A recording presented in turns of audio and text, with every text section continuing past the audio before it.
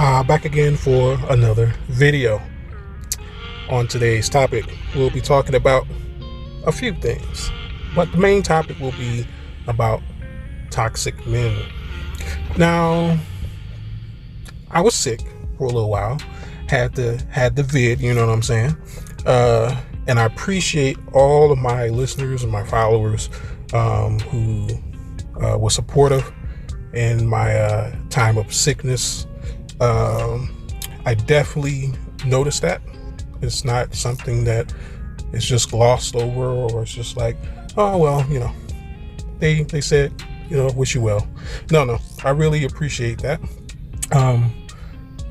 Not so much because, anybody was able to do anything, but for the fact that I live a very recluse life. I don't include a lot of people in my life. I don't have a lot of people around. So there's nobody literally that really checks up on me like that. I mean, there are people, yes, definitely. But I don't have a close relation with my extended family, not even my immediate family. And I'm in Colorado by myself. So, I'm pretty much trailblazing for the way that I see life to be lived. And that necessarily doesn't include a lot of people. So to my listeners, to my followers who wish me well, I appreciate that. Because once again, like I said, there's not a lot of people who wish me well anyways. Which I'm not pressed by or anything. Like, I'm not like, oh, boo-hoo me, there's not that kind of thing. No, not at all. But like I said, it's just something that doesn't go without notice. But anyways, today's topic, like I said, will be about toxic men. But I want to frame it a little bit different, because there is a such thing as toxic men, because we have toxic women. I mean, these women just aren't toxic by themselves. And a lot of times the traits that they got from the attributes that describe them as being toxic were probably from a dude. Let's be honest. We train people how they treat us. And if that's true, then this woman who was toxic was trained to treat people toxic, meaning that she was given the tools necessary in order to be a toxic individual. Sometimes, most times, that comes from upbringing, a lot of times, but that doesn't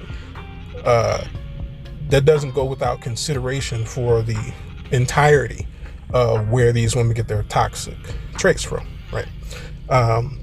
Well, that goes without consideration for those things, because once again, there are such things as toxic men. But I noticed while I was sick that there was a topic that was floating around for a little while, and I don't think I'm going to talk on it. I really never even, I just kept seeing the title over and over again, because I would peer at my phone here and there to see what was going on in the YouTube streets, and I kept seeing that topic about our hoes winning. And I think I'm going to do a video about that, but not necessarily about if they're winning or not. I'm going to talk about why we're talking about that in the first place. So that's going to be a video that's upcoming. But anyways, I kept seeing that topic, and it made me think about a few things, our hoes winning, and the thing that I thought about is, of course, they're not winning. First off, that doesn't need a 2-hour, 3-hour long conversation to figure that out. But we had them. No discredit to anyone who took on the topic to address it, because obviously these things need to be addressed because they're questions. But I view this as black men boxing with their shadow. We're fighting who we're fighting at that point when we're addressing that conversation. Who are we talking to? I mean, are we really trying to invalidate hoes? I think they pretty much invalidate themselves. But like I said, that's another topic. But when it comes to the other thing that I was thinking about is, okay, if we know hoes aren't winning, who's actually winning? Who's actually winning out here? And what is the criteria that defines winning? right? I think that is another thing that we need to consider as well, because a lot of the criteria that we define as winning are, they're fantastical. They're very fantastical, for instance, and I don't mean it in the sense of they're unrealistic, but fantastical is in the average person can't do these things that we consider to be winning. Well, they're not doing these things that we consider to be winning, such as, for instance, Jay-Z, Kanye, people who are pioneered from the bottom, had nothing, and they came up and made something out of nothing. And now they're multimillionaires, billionaires even. And I'm not saying that necessarily their money is a consideration or is the entirety of the consideration of whether they're winning or not. But for the fact that they were able to come from where they came from and succeed as much as they have and what they're good at, I consider that to be winning. And of course, yes, that's entertainment. We as black men and black women, we succeed in many things that don't necessarily mean that we have an absorbent amount of money behind it. So I think the criteria of winning needs to be discussed, first off. Secondly, if it is not something that's fantastical, that is achievable by the average person, in which we would consider to be winning, if we really think about it, everybody can't be Jay-Z, everybody can't be a Kanye, you know what I'm saying? Everybody can't be Neil deGrasse Tyson, these people are winning in their crafts, right? But that doesn't mean that everybody, just because you aren't overly exorbitantly exceptional in what it is that you do, that you're necessarily losing, right?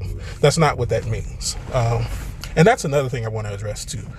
This whole mindset of this capitalistic mindset through the lens of white supremacy. That what I'm explaining denotes that that we tend to, when we become, entrenched in this capitalistic system, we often turn on our own people because of the systematic programming that we went through that tells us that we need to put down other people in order to succeed, or we're not succeeding unless our people are losing, or someone's losing. That's capitalism through the lens of white supremacy, in my opinion. But like I said, that's another topic. These are things that I'm probably going to discuss in the future. But anyways, but when it comes to us succeeding and who's actually winning, I think we need to be realistic about that. To some degree, in a world that does exist, hoes do win, but it's not in the way that you may think. Now, people may think, oh, that's strange coming from me, for me to say that, but I'm gonna explain. Okay, so I said I wasn't going to talk about it, but now I thought about it. I think I'm gonna go over it just a little bit. But in their little world, in their little reality that is as warped as it is, they're winning in their reality. But the thing of it is, they're encapsulated in an overreaching society, overreaching reality that will engulf that eventually. Their little bubble, it'll get engulfed. For their little bubble, they are winning. For instance, the women who constantly go on dates just to get free meals. They want a free meal. Let's keep it real. They want a free meal. But at what cost? And how long is this going to go on until that catches up with you? So I don't necessarily consider certain things that hoes do as winning, but in that little instance, that little bubble that they live in, their reality, they are winning. That little is very small. Don't get me wrong, it's very small, but it's like 3% out of the reality, maybe even smaller, that they do get over on people, that they do get what they want out of the circumstances, but they pay a heavy price in the end. This is the difference between delayed and instant gratification, because of the consequences that come with these things. And when you get instant gratification, you pay consequences that most times are out of your hands. When you have delayed gratifications, you get the consequences that you control. And consequences don't necessarily mean negative. Consequences can be bad. For instance, if I work out at the gym, my consequence is a better health. I mean, that's just the way it is, right? So consequences aren't always bad necessarily. But anyway, don't want to bore you with that. But in that little instant gratification bubble that they live in, they're winning. But it's really short term, because once again, this is like 3%. I mean, if you look at a person's lifetime, how long you live versus, when you actually demise, that could be 70 years. How many years did they actually get what they want? How many days did they actually get what they want? You see what I'm saying? So like, it's a little portion of it that they actually are, but for the most part, no, they're not. They're not. I mean, like I said, it doesn't need a long conversation. It doesn't, it goes without saying. But once again, this topic is about who's actually winning. And we know that winning is a scale, right? There are different levels and different genres in which one can win in. Just like I just explained here when it comes to actual hoes. They have the little small bubble that they're actually winning in. But who is getting what they want a lot of times out of the reality that they live in? Amongst the average person, I would say it's the toxic men. And people would be like, that's crazy. How can you say that the toxic men are getting what they want? Well, let's really think about it. I mean, the toxic women, I don't think they're getting what they want at all. Because it ultimately ends in catastrophe a lot of times. And I'm not saying that this doesn't happen with toxic men as well. But what I'm saying is that they have a higher rate of failure in getting what they want versus toxic women versus toxic men. I believe toxic men are winning. And it's to me, that's a black pill understanding. It's not something that I pride on, because I'm not toxic at all. People would say that I have toxic traits, but people call people narcissists willy-nilly like it's nothing these days, when realistically a narcissist is only you got probably a better chance of hitting the lottery than running into an actual narcissist. That's the truth of it. The narcissists only make up less than 1% of the population, on average, 1 to 2%. Your chances of actually meeting one and running across one is slim to none, so when these people use these terms so loosely, that lets me know that they're disconnected from the reality of things, right? And they're in their emotions about stuff. And this is the same thing that I'm explaining. I'm explaining things from the point of view that this is what it actually is. And once again, this is just my opinion, of course, but nonetheless, this is what it actually is. I believe that a lot of toxic men are winning because they're getting exactly what they want. They're getting what they want. And I'm talking about mainly in relationships. A lot of toxic men, they like short term, they like pump and dump. They like, accolades for having 30 women. Look at all the toxic traits that toxic men have, because they actually exist, once again, right? If you look at all the toxic traits that these men have, they are reaping high benefits from having these traits, from being a drug dealer, from being mentally unstable, a lot of times emotionally unstable.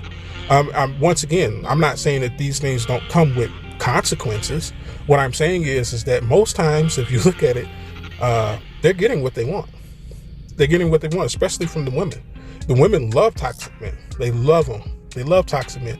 How do I know this? Because anything that is not structured, anything that is not masculine structure, masculine principle, and it is filtered through a man, in my opinion, and this doesn't mean that a man cannot practice some feminine principle, because we do, because we have to connect with women on some level. Sometimes it isn't always a masculine and feminine exchange. Sometimes it's a feminine masculine exchange from a male that happens, and sometimes it's okay. I'm not saying that that makes you soft or that makes you feminine or there's something wrong with that, because we do it. That's just the truth of it. That's how we connect with each other. We have yin and yang, right? The 80-20, right? The 20% of our faculties are feminine. That's just the way it is. And that's the same as it's supposed to be for women, but it's a little more for that, for a lot of, especially BWs. But that's another topic again. But anyways, when it comes to these traits that these men have, look at what they're getting. You know, they are praised for being toxic, essentially. They are sought after for being toxic, essentially. I mean, we say a lot of times that a lot of tattoos are attributed to trauma. They are attributed to coping mechanisms. They are a masochistic way of self-expression. A lot of times when it comes to women, why don't we apply these same notions to men? And I'm not saying just because you have a lot of tattoos that necessarily makes you toxic. But I mean, let's look at a lot of the toxic men. What do they have in common? They have these things in common. The same things that these women have, these men have. You know, because on one hand, we talk about how, you know, the single mother produces these children. We don't necessarily say women or men. We say children that are ill-equipped to handle and deal with relationships. This also includes males. What do you think those males are going to grow up to be? Toxic. Just the same. We see the way these women are, but nobody is really talking about the toxic men. We talk all day about these females. I understand, and I do it too. Don't get me wrong. But at some point, we have to address the elephant in the room here. I mean, the obvious thing, especially being a male, especially being a black male, for us to have a problem with would be the women, definitely. But there is another thing that is standing in the corner that is contributing to this atmosphere that we, as thinking black men, as progressive black men, don't want to have anything to do with. We don't want to be associated with it.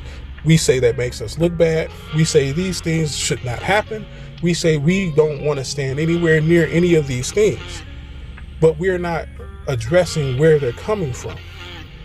We say that it is part of the culture. You know, this is the whole monolithic thing that is going on again in regards to addressing these toxic black men.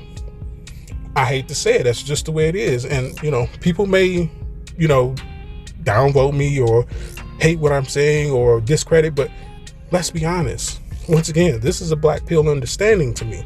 This isn't something that I necessarily,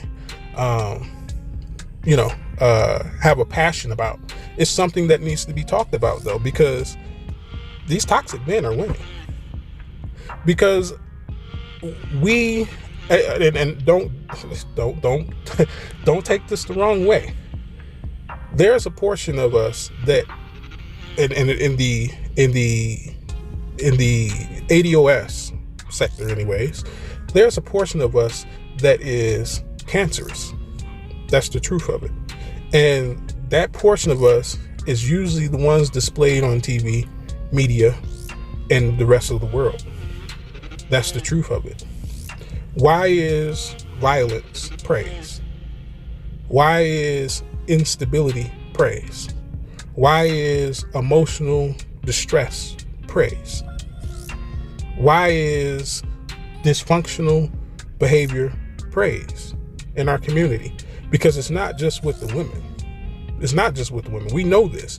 And a lot of people would say, oh, that's associated with Pookies and Ray Rays. I don't necessarily believe that. Because a lot of my family are Pookie and Ray Rays, and you know, they're well-to-do men, and they had to do what they had to do in order to get where they needed to go. So they had to do a few things, and that was a product of the environment. I understand, but once again, we have to address where this is coming from, where these traits are coming from, and we also have to acknowledge that the culture that we are in is prime for toxic men to win. That's the truth of it. And it's up to us in order to change this. I mean, I'm not saying that we as men collectively, especially the ones who are want to be considered differently than what we are presumed to be are not doing our part in this. I think that's what separates us, definitely, is that we are not engaging in that, and also we are not promoting any of that stuff, of those toxic behaviors. Even myself, when I was younger, I had toxic behaviors in regards to dealing with relationships, because this was once again a product of the environment and a lack of understanding, and also a mimicking of what others around me were doing, because I didn't understand anything different. I didn't know that there was a different way of living life. I've always felt that a lot of things that I used to do was not correct, but it was the only option that I had in my toolbox in order to use to get what I wanted and rectify problems in relationships. But even I think what separates us again are the men who understand that there's a separation between who they used to be and who they are now. And there's a separation between healthy and toxic. And they understand that they don't want to engage in toxic behavior. There are other sections of men who are very toxic and they want to engage in toxic behavior. I recently came across the post that I'm going to do a video about, in regards to relationships. It's kind of along the lines of the same things that I normally talk about, but the guy was saying that we are. It was some guy, I don't remember who it was, and I'll probably get the information and put it in the video, of course. But he was saying that we are primed to fail at relationships, and what I mean by prime is because that's what we practice. We are taught to constantly be serial monogamous. We are constantly taught to pick up these traits that we cannot use in future relationships, that we do use in future relationships, that do not apply to future relationships. And that's essentially the baggage, right? And we're trying to use that necessarily to get what we want in relationships, because once again, I believe toxic is a intentional thing. It isn't something that you are necessarily, that's what separates, there's like 4 separations here, but that's what separates the mature man, in the toxic category from the non-toxic man. It's because we understand that these certain things shouldn't be done, even though you can get what you want on the other side of it, right? Because when you are negatively manipulative to people and you try to get things to go in your direction, and you use a sort of malice and malevolence to get what you want in a relationship, when you know things are wrong, that's toxic. It's toxic. There's no other way to put it. It's toxic. If you know that you're doing something wrong to get what you want in a relationship, and you continue to do it, no matter if you rationalize it and try to justify it any way that you see fit, it's still toxic. And you know that. You know that, especially as, once again, a mature individual. And I don't necessarily mean mature as in your age, but mature as in understanding right from wrong. You know that. You know that the stuff that you're doing is not right. Because this is the same thing that we get on the women about. We say all the time, like, okay, yeah, she is a grown adult and she's responsible for fixing her toxic trait behaviors and not spreading that crap to everybody else. Keep it to yourself until you fix yourself. It's the same for the men. Same thing. Actually, men have a whole higher accountability because the women are looking to us for leadership. So women shouldn't be the ones telling men you need to fix yourself. Men, you should be able to tell yourself that, because once again, I'm a firm believer, especially as being a dominant, that you as an individual need to control yourself before you look to lead anyone else. You need to be able to be a leader over yourself first. You need to look to be able to teach yourself first, to correct yourself first before you correct anybody else. And like I said, these topics in regards to our hoes women, we need to address, why are toxic men winning? That's what we need to talk about. But anyways, like, comment, and share. Check me out on Facebook. Check me out on Patreon. I'm 2 weeks behind. Jeez. that sickness was, it was nasty. But I made it through. But anyways, I appreciate all my listeners. Once again, I appreciate all my subscribers once again.